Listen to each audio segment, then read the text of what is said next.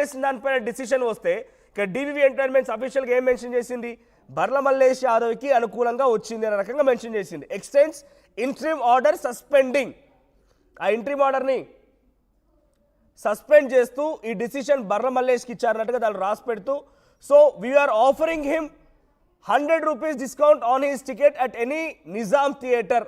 ఆయన ఒక్కరికి మాత్రం 100 రూపాయలు ఏ థియేటర్ అయినా చూడవచ్చు అన్నట్టుగా ఒక డిసిషన్ ఇచ్చింది. సో మాట్లాడడం మనతో పాటుగా ఆర్టీవీ స్టూడియోలో మల్లేష్ యాదవ్ ఉన్నారు, advocate and petitioner to. So Mallesh గారు, 100 రూపాయలు కేవలం మీకు మాత్రం ఆఫరా, మరి సామాన్య ప్రజలు ఏమైపోవాలి? మెమో అర్థం ఏంటి? మెమో నాకు తెలిసి ఒకవేళ నేను సినిమాకి వెళ్ళినా కూడా ఈ రేట్లో కట్టాలి.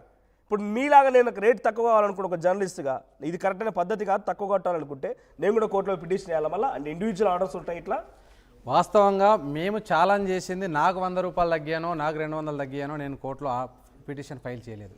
ఏదైతే గవర్నమెంట్ అఫీషియల్ హోమ్ సెక్రటరీ గారు ఇష్యూ చేసినటువంటి మెమో ఆయనకు లేనటువంటి జ్యూరిడిక్షన్ తీసుకొని ఆయనకు లేని పవర్ను ఎక్సర్సైజ్ చేసిండు, ఇది ఇల్లీగల్ చట్ట వ్యతిరేకమైనటువంటి చర్య అని నేను యాజ్ మెమోను ఓల్గా చేస్తే తప్ప డీవీ ఇవ్వాలి నాకు 100 రూపాయలు టికెట్ ఇవ్వాలనో, నేను అక్కడ మాట్లాడినట్టు ఈయన కొద్దిగా కన్సెషన్లో 20 టికెట్లు ఇస్తామనో, ఇంకోటి నాకు 800 పెట్టాలని నా కోసం వేయలే. ఎవరు మాట్లాడారు కన్సెషన్? చాలా ఇప్పుడు ఈ ట్విట్ అదే చెప్తుంది, వాళ్ళు మాట్లాడేది కూడా చాలామంది. ఆయన నిజంగా చెప్తే ఇది జడ్జిమెంట్ నిన్న నైట్ 11:30కి అప్లోడ్ అయింది.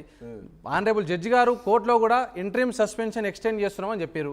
ఎక్స్టెన్షన్లో పిటిషన్ అనే క్లారిటీ లేకముందు మీకు జడ్జిమెంటే రానప్పుడు మీరు 3:30-4 గంటల మధ్య ఈ tweet high court honourable high court direct చేసినట్టుగా ఓన్లీ నాకే ఎక్స్టెండ్ చేసినట్టుగా ఇచ్చారంటే మీరు కోర్టు పేరును ఉపయోగించి పక్కదారి పట్టేటువంటి ప్రయత్నం, కోర్టును ధిక్కరించి కోర్టును అసలు అట్రిబ్యూట్ మీరు ఏమైనా ఇన్ఫ్లుయెన్స్ చేయాలనేటువంటి ప్రయత్నంగా కోర్టును ఇబ్బంది పెట్టే విధంగా, అంటే కోర్టును ఇచ్చే ఉత్తర్వు రాకముందే మీరే రాసుకుంటారు జడ్జిమెంట్. ఆ విధంగా ఉంటూ దాంతోపాటు ఒక రాజ్యాంగబద్ధమైనటువంటి ఒక స్టాచ్యుటరీ రైట్ ఉన్నది వైలేట్ అవుతుంది. ఒక అధికారి ఇట్లా ఎక్సెస్ పవర్ ఎక్సర్సైజ్ చేస్తే వాళ్ళు లేని పవర్ని ఇట్లా ఎక్సర్సైజ్ చేస్తే ఛాలెంజ్ చేసే పవర్ ఎన్ని సిటిజన్కి ఉంటుంది.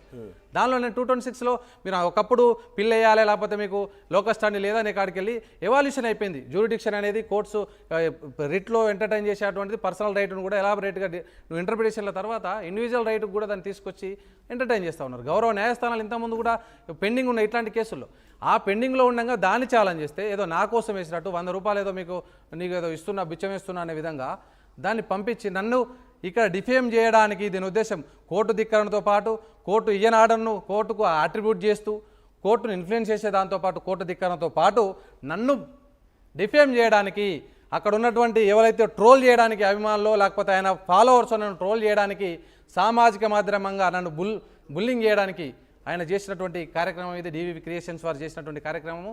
నేను వాళ్ళపైన లీగల్ నోటీస్ ఇష్యూ చేస్తూ ఉన్నాను, డిఫమేషన్ క్రిమినల్ సివిల్ ప్రొసీడింగ్ కూడా నేను ఇనిషియేట్ చేస్తూ ఉన్నాను. దాంతోపాటు నేను పోలీస్ కేసు కూడా దీన్ని ఫైల్ చేస్తాను. ఈ కోర్టు ధిక్కరణకు ఏదైతే మీరు ఆనరబుల్ కోర్టు ఇవ్వకముందే మీరు ముందుగా మీరు తీసుకొని ఈ జడ్జిమెంట్ ఇచ్చినని మీరు ఏదైతే చేసిరో దానిపైన కూడా నేను చట్టపరమైనటువంటి చర్యలు తీసుకుంటా ఉన్నాను. మీరు ఎప్పటికైనా బిఫోర్ కంటిన్యూ మీరు ఛాలెంజ్ చేసింది పిటిషన్ మీద, రైట్? ఈ మెమో మీద మీరు పిటిషనర్. సో మెమో మీద ఛాలెంజ్ చేస్తే ఈ మెమోనే కొట్టి పారేసారు. ఇప్పుడు memo suspend in the sense ఇది ఇంప్లిమెంట్ కావద్దు. ఇప్పుడు 25 నుంచి 4 దాకా మెమో ఉంది, అప్పటిదాకా 9 దాకా సస్పెండ్ చేశారంటే ఆటోమేటిక్ గా మెమో ఎగ్జిస్ట్ ఉండదు. ఈ మెమో ఉండనప్పుడు కేవలం బర్ల మల్లేష్కే ఉండదు మాకు ఉండదు అనే తేడా ఏమైనా ఉంటాయా? అంటే నాకు లీగల్ నాలెడ్జ్ లేదు, మిమ్మల్ని అడుగుతున్నా నేను. నాకు తెలిసి వాళ్ళకి పిల్లేస్తే పబ్లిక్ ఇంట్రెస్ట్ లిటిగేషన్ లో అయితేనే ఓవరాల్ గా పబ్లిక్ పాయింట్ ఆఫ్ వ్యూ ఆలోచించి కోర్టు తీర్పిస్తాయి, అందరికి వర్తిస్తుంది. సో ఇప్పుడు మెమోని ఛాలెంజ్ చేశారంటే బర్ల మల్లేష్ కు మాత్రమే తీర్పు వర్తిస్తుంది, పబ్లిక్ వర్తించదని ఏమైనా ఉంటుందా? మీరు కోర్టుల లోపల పబ్లిక్ ఎట్ లార్జ్ ఇష్యూలు మీరు లోకల్ స్టాండ్ ఇక్కడికి వస్తే వేరు. ఇప్పుడు ఒక ఆఫీసర్ ఒక అధికారి ఒక నిర్ణయం తీసుకున్నప్పుడు నువ్వు ఛాలెంజ్ చేసడానికి ఇండివిజువల్ కెపాసిటీలో కూడా వేయచ్చు.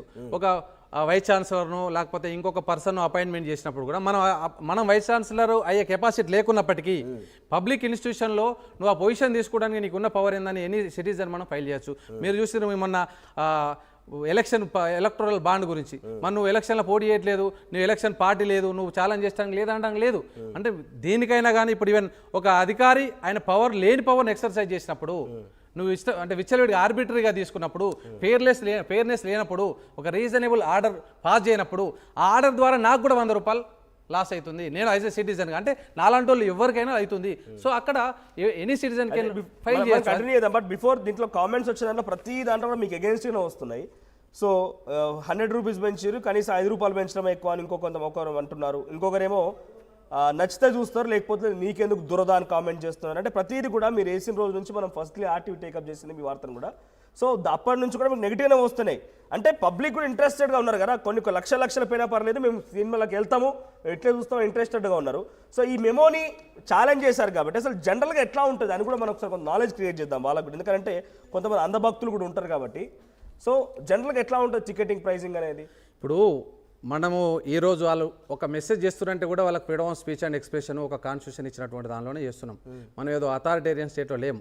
సో ఈరోజు మనమంతా procedure established by law, rule of law మనం గవర్న్ చేస్తున్నప్పుడు దానికి ఒక act, cinema theatres regulation act అనేది తీసుకొచ్చారు. సినిమాటోగ్రఫీ యాక్ట్ అనేది ఉంటుంది సినిమాలు రెగ్యులేట్ చేయడానికి. దాని ప్రకారము దేనికి ఎంత రేట్లు పెట్టాలి, దేనికి ఎంత నిర్ణయం చేయాలనే దాని ప్రకారం చేశారు. పబ్లిక్లో ఒక ఆయనకు ఎక్కువ ఫాలోవర్స్ ఉన్నారు, నాకు 100 మంది వస్తారు, 200 మంది వస్తున్నప్పుడు చట్టాలు మారాయి. దానికి ఒక రేస్టర్లో ఈ జీవో ఇష్యూ 120 జీవో ఇష్యూ చేయడానికి కూడా చాలా జడ్జిమెంట్స్, చాలా కోర్టు లోపల డిస్కషన్ జరిగి ఆనరబుల్ కోర్ట్స్ డిఫరెంట్ టైంలో కూడా చేసి కొన్ని థియేటర్ వాళ్ళు వెళ్ళి మా ఎయిర్ కండిషన్ ఉంది, ఇంకో దానికి లేదు, అందరికి ఒకటే రేట్ వేసేస్తాం, మాకు పని సరిపోతలేదు అన్నప్పుడు ఒక కమిటీని కాన్స్టిట్యూట్ చేసి దాని ప్రకారం ఒక రేట్ నిర్ణయం చేయడం జరిగింది. మరి మనం ఇచ్చినటువంటి ఈ జీవోను ఏదైతే హోమ్ సెక్రటరీ ఒక పద్ధతి ప్రకారం ఇచ్చినటువంటి జీవోను దాన్ని ఒక మెమో ద్వారా, జీవో కంటే మెమో చిన్నది, మెమో ద్వారా జీవోను ఓవర్ రైడ్ చేయలేరు. నిజంగా ఇప్పుడు ఉన్నటువంటి పరిస్థితులకు అనుగుణంగా రేట్లు ఇట్లా పెరిగి ఉంటే ఆ రేట్ల